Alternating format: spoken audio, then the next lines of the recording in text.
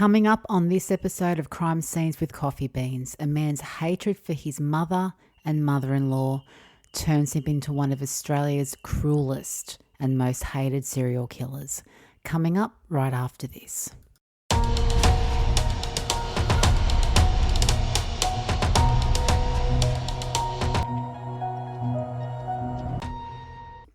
Hello everyone, welcome to Crime Scenes with Coffee Beans, True Aussie Murders Caffeinated. I'm your host, Belinda Brady, and welcome guys. Welcome to my true crime podcast. Thank you all so much for listening. And for those who are new to my podcast, I drink coffee and talk about true Australian crime, true Australian murders, and I do actually edit out the sipping sounds because no one needs to hear that. But I will do a really quick shout out to some listeners that we've got joining us. We've got people from New Zealand, UK. We've got some more people from Ireland. We've got some listeners from Hong Kong, and we've got some from Mexico. Awesome, guys. I love that. Thank you for tuning in. Thank you. And whatever you are up to while you're listening to me, whether you're driving or gymming or this is your podcast time and you do have a cuppa in your hand, I hope it's caffeinated. I hope I have your full attention, and let's get stuck right into it. And I'll quickly let you know what I'm drinking. I am drinking a McCafe coffee from McDonald's, and I'll own that. I love it. So there we go. Okay, this episode is titled No More Grannies, John Wayne Glover. I will give you a bit of a warning. The content of this episode might be upsetting for some. It was upsetting for me to even research it, let alone talk about it, but it happened and we need to talk about it. So just a bit of a heads up for you guys. Now, my sources for this episode are Murderpedia, trove.nla.gov.au, smh.com.au, news.com.au. And that is it. Now, let's start this episode titled No More Grannies, John Wayne Glover. Now, every single one of us has a mother. It's a simple fact. We wouldn't be here without women. We wouldn't be here without someone having had given birth to us. That is a biological fact. Now, some of us have a great relationship with our mothers. Some a bit complicated, and others are none. Others have none. And if you are one of the people, I guess, who have a complicated relationship with your mum, and dare say I would go as far as saying you despise your mother, if you throw a mother-in-law into the mix who evokes those same feelings, you know, it can start to shape the way you think, I guess, and make you act out on those feelings you've long held, kept buried. And it can even make you hate them to the point where you do something unthinkable. Now, this is the case with John Wayne Glover, the unassuming looking 56-year-old who went on a killing spree in Sydney's North Shore, terrorizing the area's elderly community, and a man who was brandished the granny killer by the media. Police were absolutely stumped as to the who and the why of these gruesome murders, and at one point they did think they were just muggings until they realised they were onto something more sinister, and it all came to a head one bloody afternoon. So please, settle in and let's get started. Now, normally with an episode like this, I try and keep you guessing up until the end of who the serial killer is, but John doesn't deserve that as far as I'm concerned. We're just going to name him straight up, and we're going to roll with the horrible, horrible murders that he committed. So settle in, let's get started. John Wayne Glover was born on the 26th of November 1932 in England and was convicted of many petty crimes such as stealing women's clothing and handbags. And as a result of this, he was kicked out of the British Army. John migrated to Australia and settled in Melbourne, Victoria in 1957 with only 30 shillings in his pocket, which was around $30, and no qualifications to his name. So he was starting all over in a brand new country, but some habits remained, for he was quickly convicted of 2 counts of larceny and stealing, and in 1962 he was charged with assaulting women as well as indecent exposure, as well as another 4 counts of larceny. The man was a walking red flag. It is also worth mentioning that at this time, a police officer noted on his file that he would probably become a serious sex offender. Either way, he was given a good behaviour bond and set on his way out into the community. Now, John married a woman by the name of Gay Rolls in 1968, and the couple moved in with Gay's parents, John and Essie, in the affluent Sydney suburb of Mosman. There, the couple had 2 daughters, Kelly and Marnie, and the girls were sent to a boarding school. They were given all the plush trimmings, all the education, all the support that John didn't get. And John actually said that his girls were getting everything that I should have had. Now, John had a troubled relationship with his mother, Frida. I believe she was very dominating and could be a bit mean. And Frida and John's father had divorced, and by the time Frida had moved out to Australia, she had married 3 times, remarried 3 times, and had a string of boyfriends in between.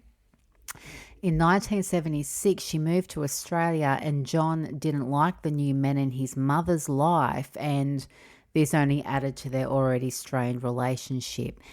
John was also not fond of his mother-in-law, Essie, who he described as a tyrant who he still lived with. And at one point, it was talked about John's mother moving in to Essie's home. So it would be John, his wife, his daughters, his in-laws, and his mother. But John wasn't having it. He couldn't bear the thought of his mother giving Essie more ammo from his awful childhood and his horrible behaviour. So John's mother, at his insistence, moved into a nursing home in 1988 in Gosford on the New South Wales Central Coast, where, funnily enough, John was reported for molesting a female resident. He was up there visiting his mum and he couldn't help himself.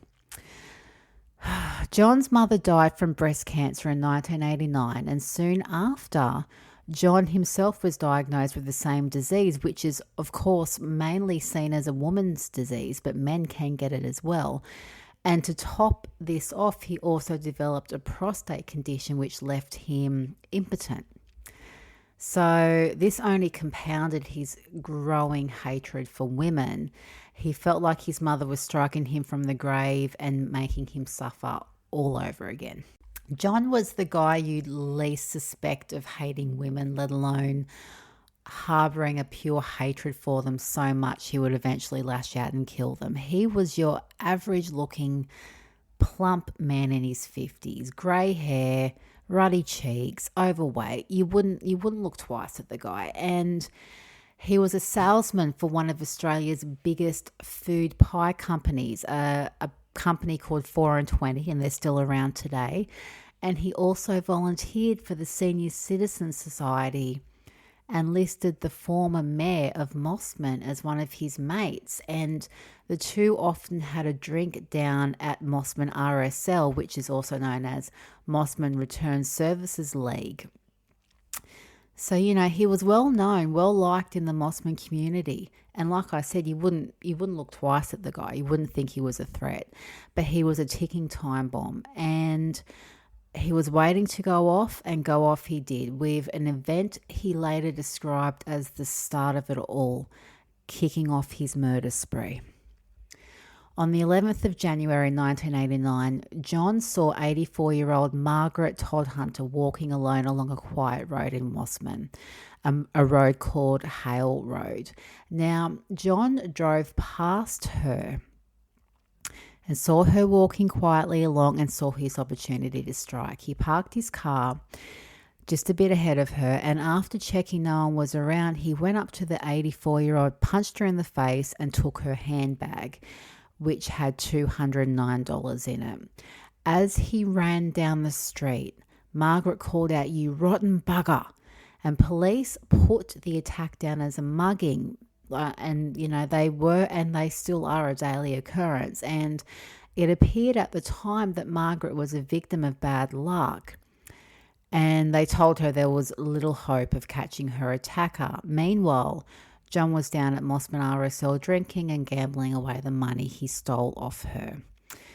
She was bruised and shaken, as she would be, but she had no idea how lucky she was. Only a few weeks later, on the 1st of March 1989, John was leaving Mosman RSL when he saw 82-year-old Gwendolin Mitchellhill walking down the street.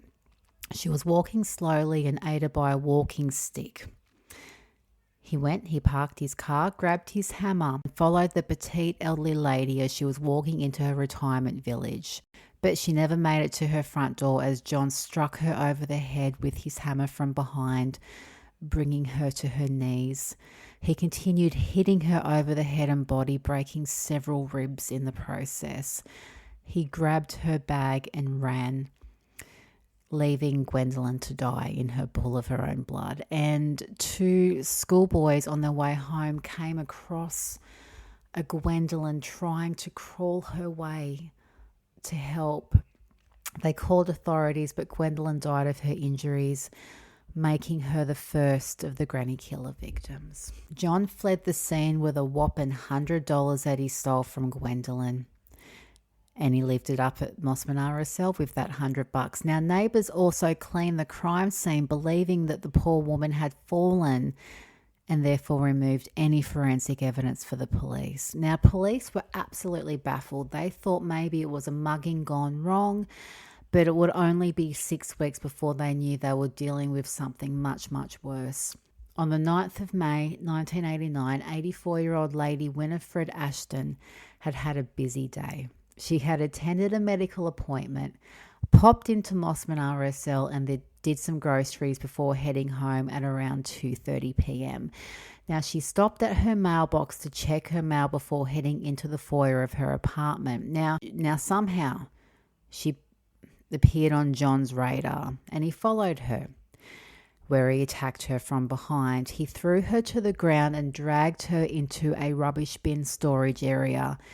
And God love her, Winifred almost overpowered the overweight attacker until he fell on top of her and started slamming her head into the pavement. After she was knocked unconscious, John took off her pantyhose and strangled her. He then placed her shoes and walking stick at her feet. He then stole $100 from her purse and went to his favourite haunt, the one that Lady Winifred had been at earlier that day, Mosman RSL, where he made the comment that he hoped the sirens that he could hear in the background weren't for another mugging. Police found Lady Ashton lying on the concrete floor, a small pool of blood at her head. The pantyhose used to strangle her was tied so tight it cut into her skin. Her legs had been crossed and her arms placed by her side. She was bruised on her face and it was evident that she had put up a fight. At this point, it was evident the police had a serial killer on their hands and one who was targeting the vulnerable elderly women of the community. But John was just getting warmed up, and before killing again, he fed his perverted urges by molesting several women in nursing homes, by taking advantage of his friendly demeanour when he went to visit his mother-in-law Essie, who at this stage was now living in a nursing home. After he'd finished visiting his mother-in-law, he walked around to different rooms pretending to be a doctor. He also assaulted another woman in the back street of a Sydney suburb called Lindfield, which is not too far from Mosman. And in October, he came close to killing another woman when he followed an 86-year-old widow back to her retirement home in Mosman and attacked her in a secluded stairwell, ramming her face into a brick wall, but she survived. But as she had a bit of dementia, she could not identify her attacker, and the poor dear, had just been attacked. She's been traumatized. Many of these women who survived John's attacks could not ID him.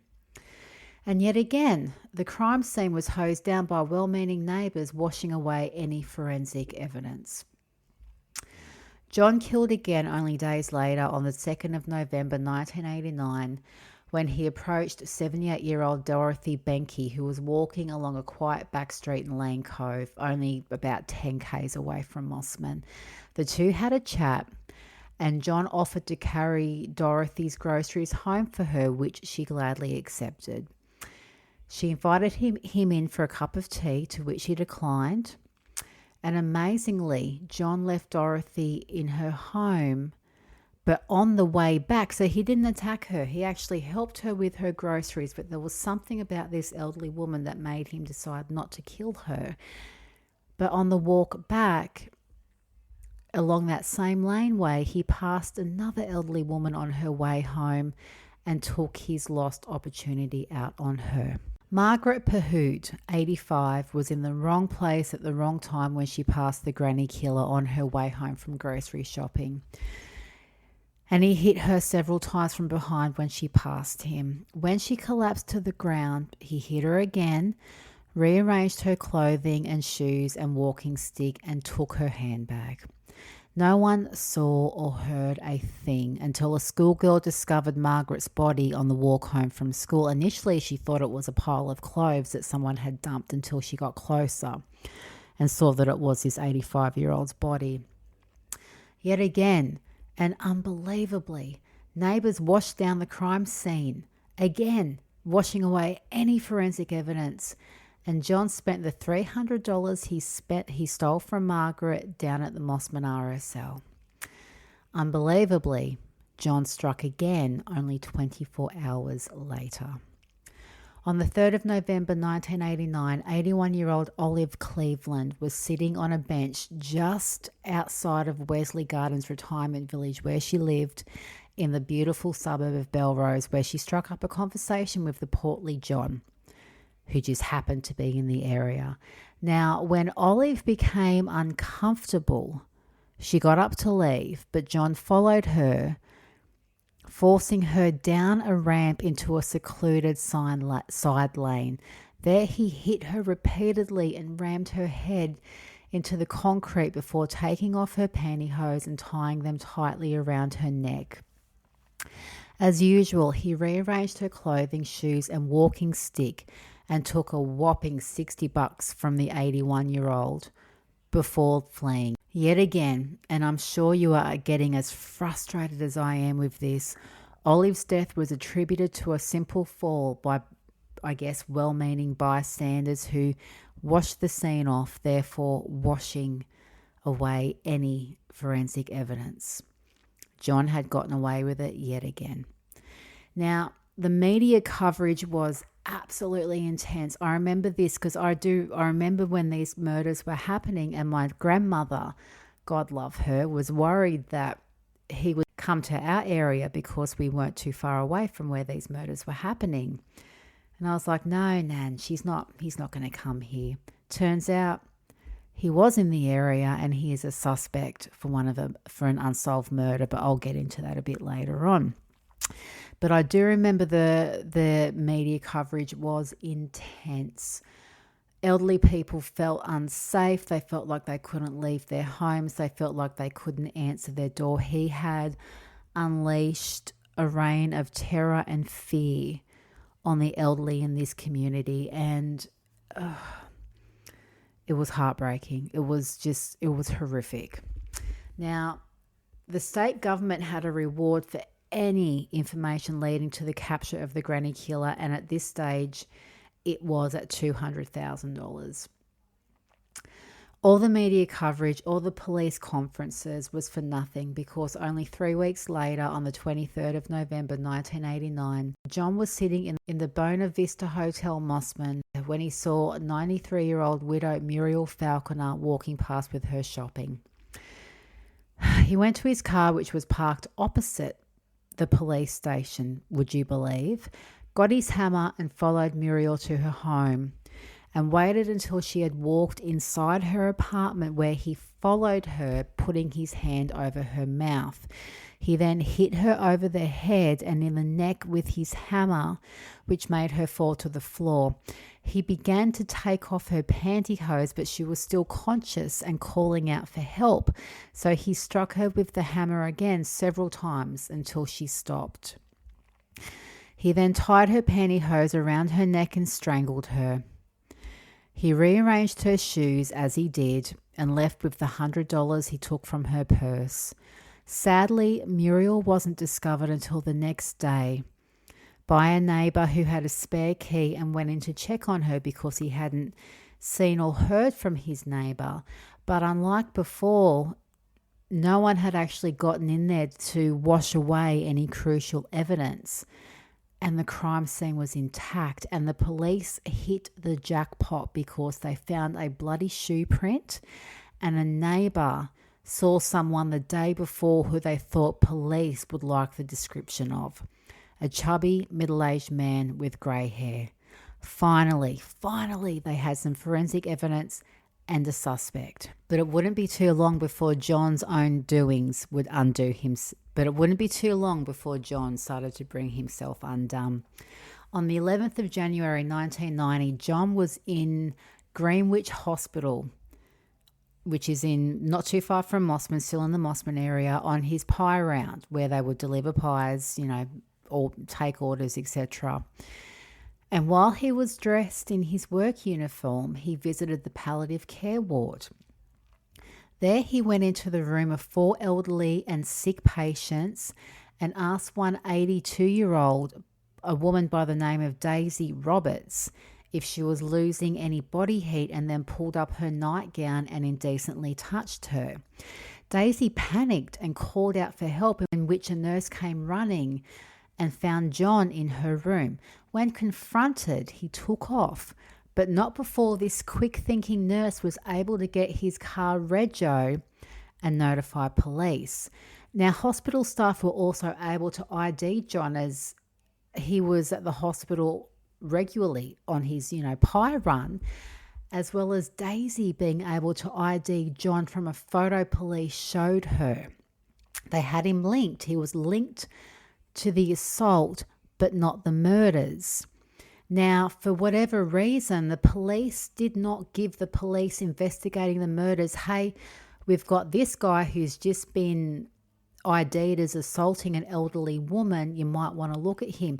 For some reason, that was not given to the detectives investigating the murders. It would be 3 weeks before John's name was even mentioned to the detectives investigating the granny killer. And John was eventually contacted by police and asked to come in for an interview regarding the assault. But when he failed to show, they called his home and was advised by his wife that he had attempted suicide the night before and was recovering in hospital. Police paid him a visit, but he refused to see them. And when they were leaving, hospital staff had handed the police a note that John had written while he was in there, which read, "No more grannies, grannies. Essie started it all." Now, unbelievably, it would be another 3 weeks before this note was passed on to the police investigating the granny killer. And upon receiving John's photo and note, the police investigating the murders had absolutely no doubt that he was the killer. Police interviewed him over the assault, which he denied, but they didn't question him over the murders because they didn't want him to know that they were onto him, but they put him under 24/7 surveillance. Now, and what happened next is beyond belief. On the 19th of March 1990, John paid Joan Sinclair a visit. Joan was a 60-year-old divorcee he had been friendly with, and unbeknownst to John, police were watching his every move and watched Joan let John into her home at around 10 a.m. in the morning. By 1 p.m., when there was no movement in the house and no answer at the door, police became concerned and got permission to enter the house, which was granted at around 6 p.m. that night. Once inside, they found Joan in a pool of blood her battered head wrapped in towels, naked from the waist down, her pantyhose wrapped around her neck, and this time there was damage to her genitalia. A hammer was found nearby in a dry pool of blood, and upon searching the home further, they found John in the bathtub, unconscious from yet another suicide attempt. John would tell police that he and Joan were having a relationship, and he beat her about the head with his hammer, strangled her with her pantyhose, and wrapped her head in the towels to stop the blood flow, and then dragged her across the room, which would explain the blood trail. He then ran a bath, took some Valium, drank a bottle of VAT 69 and slit his wrists and waited to die. But luckily for police, he survived. The granny killer had finally been caught. But it was a marred victory, I guess, because Joan died while he was under police surveillance, and it did not have to be that way. It's unbelievable to me that this happened under police surveillance, but it did. Anyway, the granny killer had finally been caught. Now, John's trial commenced on the 28th of March 1990, where he was charged with 6 counts of murder. John pled not guilty on the grounds of diminished responsibility, and a psychiatrist said that John had built up hostility and aggression towards his mother and his mother-in-law, and when his mother died, he had to take that anger and aggression out on someone. The same psychiatrist also stated that John, unlike other perpetrators of violence, was clinically sane at the time of the murder, so he knew exactly what he was doing. Prosecution ran with this, stating that he knew what he was doing, as most times when he murdered his victims, he had his hammer on him and he'd actually gone back to his car making the conscious decision to get his hammer, and stole money off his victims, knowing he'd be gambling and drinking with it later that day. They also stated the pantyhose around the neck of his victims was to make sure his victims were dead, but to also throw the police off his scent and make them think the attacks were sexually motivated, which they weren't. Now, the judge wasn't buying any of the defense, any of the grounds of diminished responsibility, and found him guilty. He was sentenced to life in prison, and the judge was scathing in his sentencing by saying, he is able to choose when to attack and when to stay his hand. He is cunning and able to cover his tracks. It is plain that he has chosen his moments carefully. Although the crimes have been opportunistic, he has not gone in where the risks were overwhelming.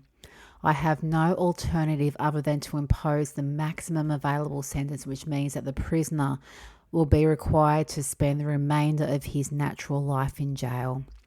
It is inappropriate to express any date as to release on parole. Having regard to those life sentences, this is not a case where the prisoner may ever be released pursuant to order of this court. He is never to be released. And with that, John Glover's file was marked never to be released, one of only a few Australian prisoners to have this on their file. He was sent to Lithgow Jail, where he served some of his life sentence. He then later on developed cancer, which he survived. And in 2005, he committed suicide by hanging himself off his shower rail in his cell.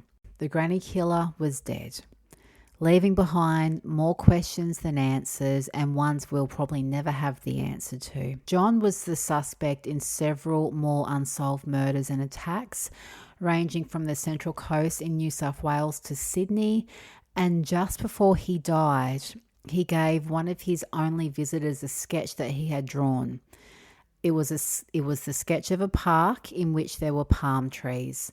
Now, John pointed out the number 9 that could be seen in between the leaves in the branches of the palm trees in the sketch that he had drawn, with the final thought being that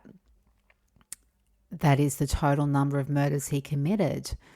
So there's another 3 unsolved murders out there that he's responsible for, which would take his tally up to 9, Or had he committed 9 more murders on top of his 6 that he was convicted for, taking the tally to 15? Either way, the only man who knows is dead, and so are his victims. So we will never have I guess, a definite answer, but I have no doubt. I, for one, have absolutely no doubt that he is responsible for more murders, more unsolved murders and crimes and assaults out there than he was convicted for. And that's it, guys. The story of a man who, I guess, hated his mother and his mother-in-law that much, he took it out on innocent elderly women who were doing nothing other than living their lives and going about their days. It's a sickening crime. It just makes me, it makes me so mad, and it makes me so sad for those victims. And that's it, guys. Thank you for listening. This was a hard episode for me. I think because I do remember my grandmother actually being scared at the time when these murders were happening, because as it turns out, he has been linked to a murder not far from where we lived at the time. So, and just these beautiful elderly women just doing nothing. They didn't hurt anybody. It's just, it was a hard one. But thank you for listening. Thank you for lending me your ears. And if there is someone elderly in your life, give them a hug and make sure they're doing okay. Maybe I think a lot of us need to do that. And before I go, you can subscribe to me. I do have that option available on my Buzzsprout website. My bonus episodes are ghost stories. Australia is wonderfully, wonderfully haunted. We have some wicked ghosts. Come discover them with me. And until next time, guys, thank you again for listening. Stay safe, stay cool, and stay caffeinated. I will catch you all later.